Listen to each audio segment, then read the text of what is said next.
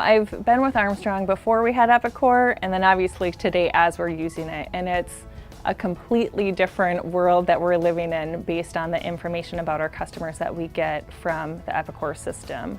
The heart of where we're getting the information on the customers is through the loyalty program. It allows us to look at a customer on kind of a one-to-one basis with high-level demographics that include capturing, critical things like their email, but then looking at what they're buying and being able to target the message.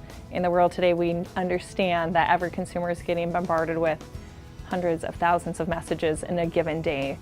So the more relevant we can be with our messaging, the more likely that they're going to look at the message and make an action. So we do that using the loyalty feature and looking at what they actually bought, whether it was prior year or the last couple months, and then using that data to segment the customer base to be more relevant to the customer, which gets us better results.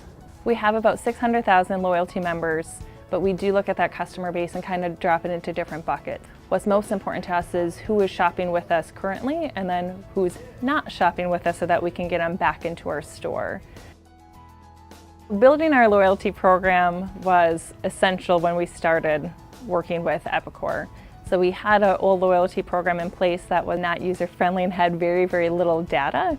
So while we tried to transition over, we basically started from scratch. Part of the benefits of the loyalty program is having the data of what customers have purchased, whether it was previous year or that season. So an example of how we use that data is during the Christmas season. We understand that open rates usually decline because customers are getting more and more emails. So it's harder to kind of fight through that clutter to get them to open their email. So we really try to be as relevant as possible. And one way that we do that is kind of by segmenting our emails based on people that have already purchased a Christmas tree with us versus customers who have not. And that's actually increased our open rate about 3 to 4% this past season. One of the things that we would never have been able to do prior to having Eagle is understand how a promotion's doing during the day. We take that information for granted now. Anytime during the day, we can see how many items are selling, how successful it is. At the end of the promotion, we can measure it against last year's performance, the year prior to that, and see how it measures up. Is it doing well? Is it trailing off? All of those things would have been reliant on hoping the cashier wrote down that they sold one or took a coupon or things like that, which takes a week to get back to the office. Now we just look at what's happening right now.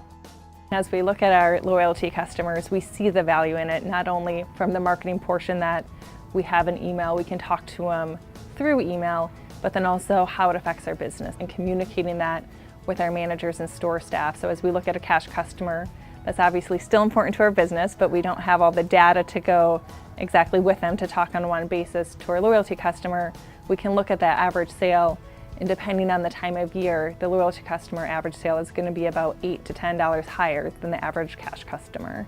So we see the dollars that support having a loyalty program.